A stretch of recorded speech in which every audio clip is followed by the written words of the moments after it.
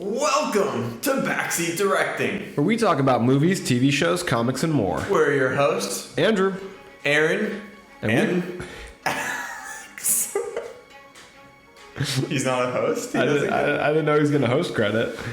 We post new episodes every Monday and Thursday. And on this episode, we're talking about character design. 3, 2, 1, action.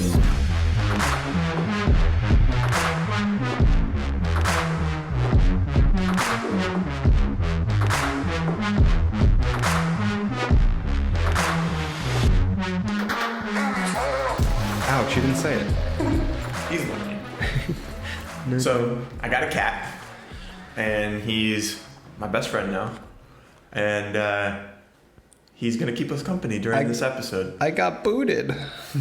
He was actually made his debut in the True Grit episode as well, but he was sleeping the whole time, so we didn't formally introduce him. Yeah, that was a first Alex Easter egg. So Yeah. if you watch that episode and you look closely, you'll notice him. All right, so today we're having a conversation about character design. Kind of more of a chat with a little structure, which is fun, you know. We're just hanging out, talking here. And we're going to be going over what makes a good character design, what are some examples, and whatnot. So, Andrew, what do you got for us? So I think a good character design is like that ultimate form of showing and not telling, you know? Mm-hmm. So the character design will say something about their personality. It'll say something about their backstory. And it's the quickest way to tell us as an audience whether they're a hero or a villain, what they've been through. And I think that that is, you know, a strength for some artists and it's a weakness for others. Thank you, Alex. I wanted it closer down here. But that is, I think, very important, right, aspect of any form of media, whether we're going over kind of movies, video games, TV shows, comic books. Like the actual design of the character is hugely important to keeping the audience interested and to telling us about who the character is. Yeah, and I think an important aspect to that is like the silhouette, the color palette, and the exaggeration of certain elements of the character to tell a story. That way, like you were saying, when you see the character, you kind of have an understanding of where he or she is coming from. And you're showing these aspects, and that these characters are recognizable just from the silhouette. Yes, that is true. Like that's what makes an iconic character design. Is also the unique factor, yeah, and like being able to recognize them from a distance, from a silhouette, and I think that is a big thing for actors too. You know, like a perfect casting is part of that character's design in a sense, is the way that they look, and that lends to live their action stuff for sure. Yeah, that lends to their success as an actor too, is if they have a recognizable look, you know, in a way that's their part of their design. Yeah, it's always distracting when something that they're wearing or a tool that they're using or something just doesn't line up with like their character or the story. You know, like an example would be kind of going back to our True Grit episode. If they're wearing these clothes that are like super clean when it's supposed to be a time period piece. Yeah. You know, like it just doesn't make sense. It doesn't line up. Like they should have a little bit of wear and tear, some holes, some dirt, you know. And yeah, some movies do make that mistake. True Grit definitely doesn't. But we talked about beforehand off camera too, like Pirates of the Caribbean is a great example of incredible costume and set design and makeup, because their character designs show us that they live on a ship and that they don't have soap and that they don't have toothpaste. Like it lends to the realism, authenticity, and their teeth are gross. It draws you in to where you're not thinking like, oh, that actor's doing a good job playing a pirate. You're like, I'm watching a pirate. Right. Yeah. I think Pirates of the Caribbean does a fantastic job of kind of diving into the time period that it's in. You know, and then like with that too, a lot of their characters, you can recognize them from their silhouettes as well. Speaking of character design, actually the first character I'll mention now is specific is Davy Jones. In the second Pirates of the Caribbean movie. That's one of the best character designs, and the special effects mixed with practical effects that they use for the tentacles on his face, like he's super recognizable and he's incredibly menacing. And like the voice work on top of it is such a perfect fit, but he's so well designed. And it was groundbreaking as well when it first came out too, you know, which is another aspect that's makes a good character design, is that it's pushing the limits of creativity. You know? That's another aspect of a character design, is like the active nature of their design. Like I feel like that's something that lends a lot to it. Like something that affects the way that they move through the world, whether it's like Daredevil not being able to see, or Davy Jones having those tentacles. Like there's an incredible scene in the second Pirates movie where their ship dives underwater and his tentacles reach up and hold his hat onto his head, and that's like an active element that like they considered the physics of the world to make it more real and for you to feel like a depth to the nature of the movie and the character, and then it interacted with his actual body. Like, so those tentacles served a purpose. Yeah. You know, like just because it looks cool doesn't mean that it's perfect for that character. And they're constantly moving. Like Vecna as well has a ton of prosthetics on him in Stranger Things season 4. Vecna has tons of prosthetics on him and practical effects, but then they touch it up with special effects to give his body a constantly moving nature to the like monstrosity of like, what would you call those tentacles on him as well, maybe. I feel like that's the best way to balance it with live action stuff, is giving the actors some sort of in-person reference to one, how this material is going to act when they're moving, but then also kind of like what it looks like too and where it is in space. But then, like you said, touching it up with some CGI to make it a little more dynamic than maybe it is in real life. You know, like superhero costumes are probably notorious for that, right? Like a lot of people say or a lot of like the stunt doubles and stuff say when you're in like the, let's say Black Panther suit, it's pretty stiff. Like you can't raise your arms overhead and all that stuff. And then they make it smoother in post, you know? I think stuff like that makes for good character designs. Yeah, like they played a kind of joke on it in the Dark Knight series when he says he wanted to be able to turn his head when he backs out of the driveway. Right. Because that suit is really stiff in most of its iterations. But I think that active nature of the suit, of whatever costume they're wearing, and like you said, the physical nature adds so much to it, not just for the actor themselves to feel where it is in space, but for the people that are reacting based off them. Because actors do an incredible job of playing with green screens and pretending things are there, but I think there's a special nature to when there's like a practical element that they can respond to, like on the set of Jurassic Park, you know? There's a practical robotic dinosaur that they can play off of and react directly to it. What are some of the most recognizable character designs, you think? Like, I think universally? If I were to name the number one most recognizable character design, the first thing that I think of is Darth Vader. Yeah, I was going to go with like Yoda or something, you know, like Star Wars in general did an excellent job of ironing out all their characters, making them all look different and giving them purpose. And then as well as like the scenes, what would that be called? The set design? Yeah, set design. That's the word I was looking for. You know, to interact with the character design. I feel like that's probably the most recognizable design ever.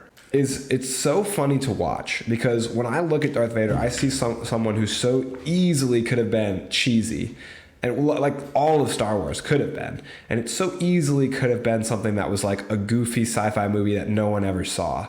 But whatever special magic they captured in it, Darth Vader is absolutely iconic in his appearance, his chest plate, his mask, and like the cape. Like you talked about how you like capes, like these elements come together, and the all black, like you look at Darth Vader and you see a villain. You see like a robotic nature, unfeeling, cold, darkness villain. Especially because he stands out too, because he's in scenes and with other people that are wearing all white. Stormtroopers, yeah. You know?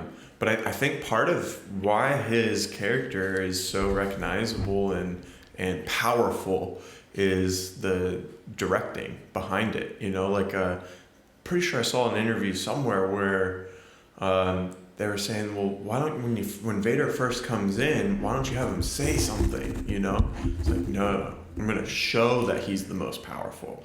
You know, by having him walk in, having everyone kind of straighten up, you know, and and having everyone else in the scene feel the power of this character that's walking through. And then, of course, you got the cape flying behind him, which shows movement and power as well. I think the strongest one, it's not in all cases, but one of the strongest elements for a character like that with a lot of strength is in what they don't say. Because I feel the same way towards Kratos, which is another character I have on my list to talk about for incredible character design. Because Kratos, he doesn't waste energy saying things that aren't needed to be said, because he's this godlike figure. When he moves, it's with purpose. When he speaks, it's with purpose. And I feel like that same nature is felt with Darth Vader. Does not have unnecessary dialogue. But Kratos, his physical design is so incredible because it's tied to his backstory and his pain.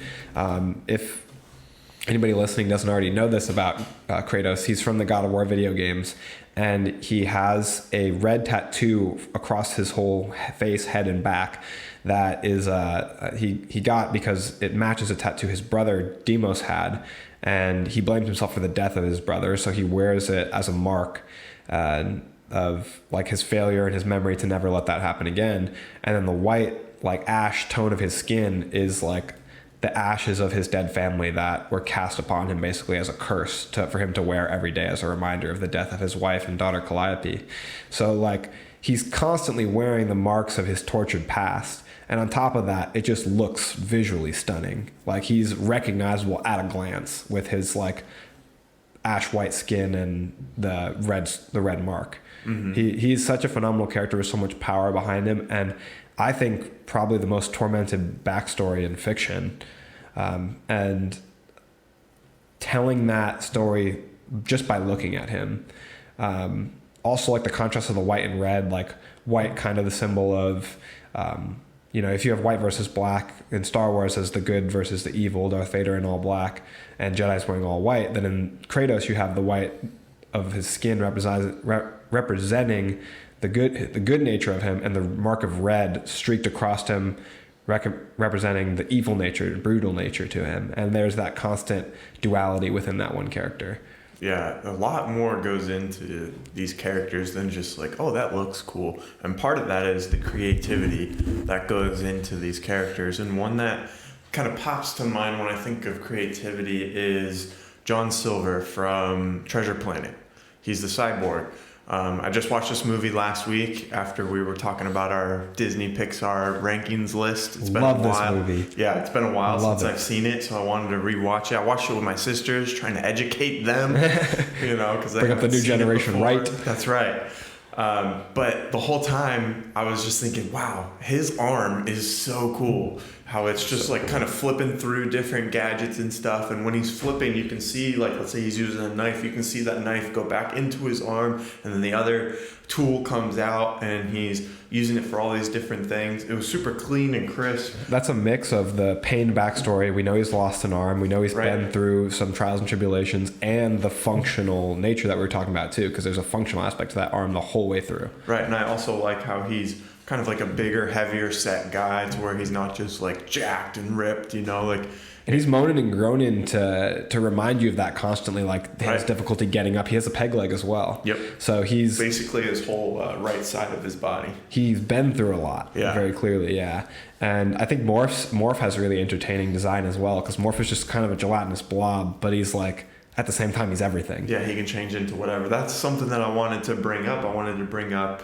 What are some of your favorite, like, side, maybe pet characters to, like, these animated movies? Because with animation, you can get a lot more creative than maybe you could with, like, live action stuff, and maybe push the limits more so, and make it more believable. One that comes to my mind, other than Morph, is the, I guess, like, little teapot from Robots.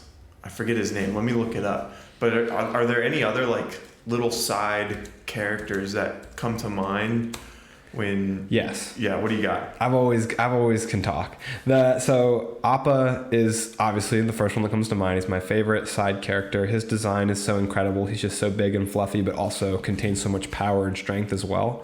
I love Appa. And then Yakul is the other one that comes to mind. Yakul is a kind of a steed, a pet. He has a deer-like appearance. He's from an anime, a Studio Ghibli anime movie called Princess Mononoke. And Yakul has like this elevated kind of appearance of a deer, to where he's like very enchanted in nature, and he's also like seems very connected to like the earth and the world, because that's what the plot of Princess Mononoke is about. And I was instantly like infatuated with Yakul's appearance when I saw him on screen. He also just has a lot of tenderness to his personality as a pet as well. So those are the two favorites that come to mind immediately.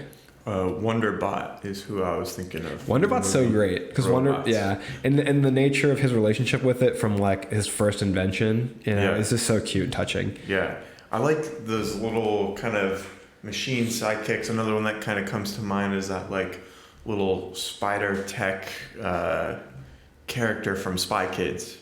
Where he like lets him go and he goes crawls in another room, shoots a video, spider, and comes back.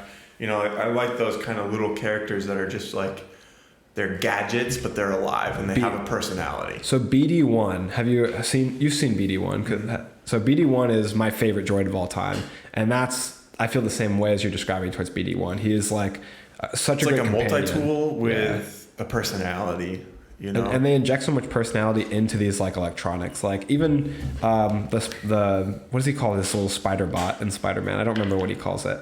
But in Spider-Man? Yeah, in Homecoming, he has the little chest plate comes out, and even that like feels like it has an element of personality to it, just because by its appearance, by nature. Yeah, I think those things connect to me a lot because I always wanted something like that, like this little toy that would come to life and has like serves a lot of different purposes, and has a lot of different tools and is creative and stuff like that. But yeah, what are some examples of some bad character designs? Like we talked about what makes good character designs, but there's definitely a lot of bad ones out there too. Is there any that come to mind for you? So it's all subjective and open to opinion, but one of the things I don't like about character design is like a complete disregard for, I guess, subtlety, I would say, or if you put too much into making the character try and look cool, which the first thing that comes to mind for me is Steppenwolf in the Justice League movie. I don't like the Joss Whedon version of Steppenwolf, and I don't like the Snyder Cut version. I think they're both just kind of covered in like spikes and horns, and like if I'm 10, then spikes and horns and flames are great and make more spikes equals more menacing, but more doesn't always equal better. And I think that there's kind of a restrained approach to designing a villain like Thanos, where in a lot of ways he's clean and simple, but he's also not very human. I think that Steppenwolf is just that example of all right, now put a lightning bolt on him. That'll I think it's simplistic, but at the same time it's too much. So what do you think, to your own question? I would agree with that. I think it's like when there's just too much going on, and I'm trying to find an example of this. This question kind of popped in my head as we were going, so I didn't have one like written out. But also too, like when colors clash as well, which that can be distracting. I'm all for using bright colors, but there are certain things that by nature don't go together. So I see what you're saying. Like if you have like a neon yellow, it's not going to pair with everything. When you put that into your character design, you have to take into consideration what's going to look good with that color. Yeah. I don't necessarily want my characters to be monotone. I want them to stand out. And that's a big thing in anime as well, is like your main characters, you pick them out. Because they're going to be a sea of people with black hair, and they're going to be like the bright purple haired character, which I think is like anime is always about going up to the 10th degree and dramaticism. So I think that's a good rule of thumb to follow, like for your main characters, is they should be striking and catch your eye at a glance. Right. So you brought up anime. What are some of your favorite anime designs? So a lot of them are going to be from Hunter x Hunter, which is my favorite anime. Like just their fantasy world that they, developed has so much vibrant color to it and so much beautiful, like over the top nature to the characters. I mean, Hisoka and Krololu, two of the villains, I think are so incredibly well designed. Killua is one of the main characters. He has like a new outfit, in different arcs, and he always looks phenomenal. They tell you a lot about the characters, what they're designed in anime, which is great. So Killua, he has white hair, which a lot of the times, it can mean different things, but I think in this case, it just means that he's, more cool, cold, calm, like white, the absence of color, the absence of, emptiness. And in a lot of ways, he starts out empty. He's a trained young assassin as a child. And he develops so much through his relationship with the main character, Gon. But you can tell a lot about him at a first glance, just his posture, his clothing and hair color. And like I said, anime is great for that, for showing you and not telling you. Honestly, I should just say for showing you and telling you, because anime always will over-explain things. But Alucard's another great example. So Alucard is from Hellsing, and he is a vampire hunting vampire. And his name is actually Dracula spelled backwards. And his character design is super flashy. If you want to look him up real quick, he's wearing all red, which is cool and symbolic for a vampire hunter. What's his name? Alucard. It's Dracula spelled backwards. Alucard. And he has a super flamboyant, flashy outfit. It's just a giant red hat, red robes. He has a huge, long gun, and he's probably one of my favorite design characters. And then Pain as well. The Pain arc in Naruto is my favorite arc of the whole Naruto Shippuden story. And Pain, there's so much in his eyes. So I'm talking about the Tendo Pain, the main version of Pain that we see, not Nagato. But Pain has the Rinnegan, which is these purple eyes with concentric black circles in them. And it's the first time you ever see the Rinnegan in the show. And then he has all kinds of piercings and this spiky orange hair. And it was just so striking to see those eyes. In anime, they're big around eyes. And I think that it's harder to do that in live action, and they do pull it off sometimes, but there's so much behind the eyes, right? The eyes hold so much of the emotion and truth and our secrets. And so I think that them focusing on that really tells you a lot about the character, which you can see in their eyes. I'm trying to think of a live action. I really like Watchmen, Dr. Manhattan. His eyes are just blank, and in a lot of ways metaphorically representing his loss of emotionality and his loss of humanity, because he has no eyes in a sense, so there's nothing behind them. It's glassed over, and he's lost his touch with humanity. So I think his eyes look really cool with just the blue blank slate, but I do think it's harder to do in live action. There's got to be good examples. Yeah. Going into this episode, we wrote down 3 of our kind of favorite or at least ones that we want to talk about for movies, shows, comics, and video games.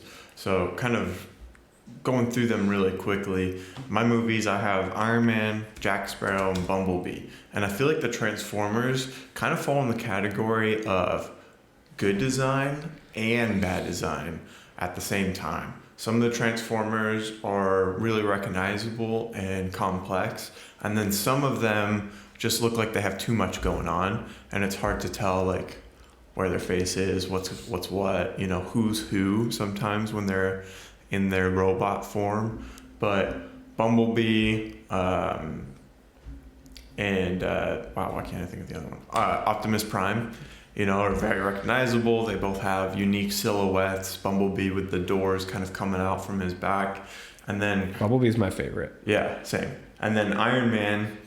Every piece on his suit serves a purpose. It can move, and then he's always upgrading, which I think is really cool. How it's each time we see Iron Man, he's learning from his past mistakes. That's another part about character design, is not only showing their backstory, but showing their development. Right. And that's a great example that you just explained right there. Yeah, at first Iron Man is having his robot machines put it on him, and then we see him kind of put it on as he's walking, and we see the one where he puts it in his chest and pulls it out from the briefcase, and then eventually it can just fly to him and come on. And then that took too long, so he made a little watch that could turn into a blaster, and then again that still wasn't enough, so then he had nanotech where the suit is just kind of always on him to where he can go in and out of it, and then he can move pieces of the suit to different parts of him to make different weapons or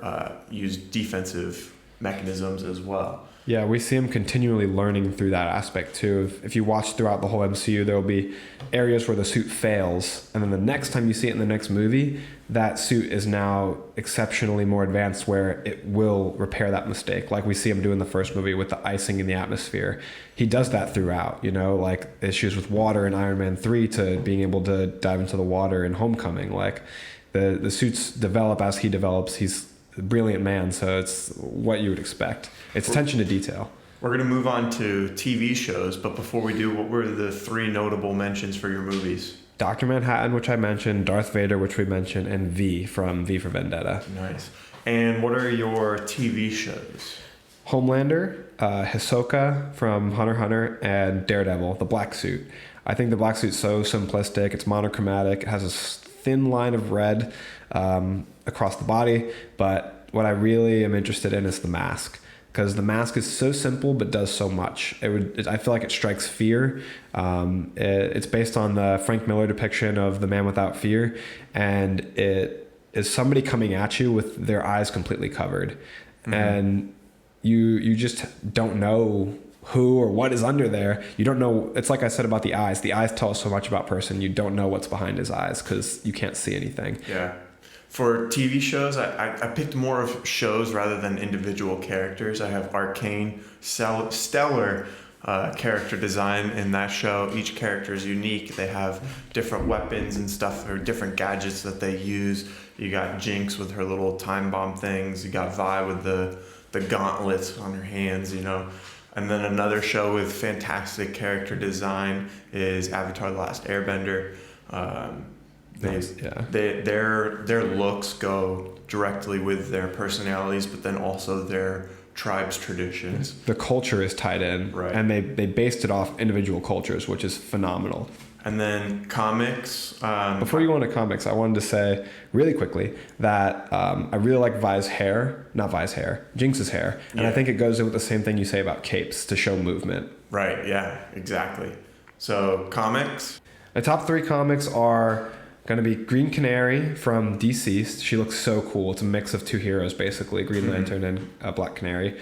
Conquest from Invincible. Oh my God. He looks so badass, so strong and fierce. And like his age mixed with the classic Viltrumite mustache, there's just so much weariness to him. Like he must be thousands and thousands of years old, lived through so much, had his hand chewed off. Yeah, and you see Omni-Man, who is like a wrecking machine, and then this guy, older, beat up, but twice the size. Even though he's damaged and Omni-Man's not, it makes him seem more menacing and threatening than Omni-Man, because it's like, wow, what must this guy have survived? Right. Because he's got a big scar across his face through his eye also. Right. And then my 3rd comic book choice is Mr. Knight, which is from a Jeff Lemire Moon Knight comic. We all saw him in Moon Knight, the suited up Moon Knight. Yeah. He looks so good, so clean, one color all the way through, and he looks when so they good switch back and forth, even in the show, between the 2 suits. It's so cool. Yeah. I love the Moon Knight suit. That's a good one. I didn't write that one down, but that one's good. I actually have 3 of basically the same characters, but how they are all different in their own way. I have Superman, Omni-Man, and Homelander, and how they all have the same powers, but they're all recognizable in their own way, which I think is really cool. How they took this one character, which Superman, I guess you could say, is kind of the original of this type of character, and they took that and made it into their own. You got Omni-Man, who has the O on his chest, we got the red, maybe symbolizing that he's more of a villain. Got the cape, love the cape. I think the O is obviously a callback to that circle symbol that the Viltrumites wear. Mm-hmm. It's kind of similar, just the O has 3 lines in it. Yeah. And then it's got 2 meanings, kind of like the S of Superman. Meaning hope, yeah. Yeah, but it also represents Superman. Yeah. So they took that and implemented it into this world. And then with Homelander, making him all patriotic, and then it goes with his name, I just thought it was cool how they took those 3 characters, basically the same character, but made them their own. I thought that was cool. Yeah, they're all kind of iterations of red, white, and blue, even though Omni-Man doesn't use blue. But the idea of Homelander to me is so interesting really capitalizing on the American ideal, making his, cape an actual flag. I love the eagles that he wears on his shoulders. Yeah, it looks so cool. And the chain that he has across in the comics. He looks phenomenal in the comics. I even like the little flap that he has just kind of opened up. Yeah. It kind of makes it seem like, oh, I'm not scared of anything. I'm always relaxed. Yeah. That's kind of the impression that it gives me. Is like, ooh, he's scary, like, because he's just so comfortable and chill in the place that he's at. Yeah, He knows he's untouchable. They all are embodiments of strength too, in terms of just their size. Yeah, and that's a great choice to pick. And they didn't like overcomplicate things. Like the characters themselves are what is strong, so they just give them a skin tight uniform. Yeah, which is cool. And not a lot of superheroes can kind of pull that off. Like it wouldn't make sense for Batman to have that kind of suit as much so as them, because Batman isn't invulnerable to things. Yeah. You know what I mean? So I thought that was a cool. Our last category, video games. Who do you got? Kratos is my number one. Yeah. We talked about He's already pretty cool. why. Yeah, I think he's the best looking video game character there is, and maybe I'm biased because I'm playing Ragnarok right now, which my favorite things are always what I'm currently involved in. Yeah. May and Cody from It Takes Two, and if I had to pick one, I would pick Cody because that's who I played as. But It Takes Two is this really, really cool video game that I think is really best played by couples. Me and my fiance played it, and it's like a 2-player game that forces you to work together, and it's about this couple that gets shrunken down into little puppet versions of themselves. Talk about the creativity you were talking about earlier in terms of character design. This is like the most creative game I've ever seen or played. And they're shrunken down and they have to interact with the environment. Now that they're these little puppets, they get special abilities throughout, and they're like little voodoo dolls. Like the character design is so neat. They have like a little leaf attached to them for hair, and they have this little yarn appearance for their clothing. It is so creative. And my third pick is Joker from the Arkham games, which really needs no explanation. He is vibrant with colors, and he has the that scrawny, skinny appearance to his frame. He's very scary and menacing. Yeah. So for video games, I haven't played that many video games. So I kind of only had 2 that I wanted to talk about. I have Sly Cooper and Jin Sakai.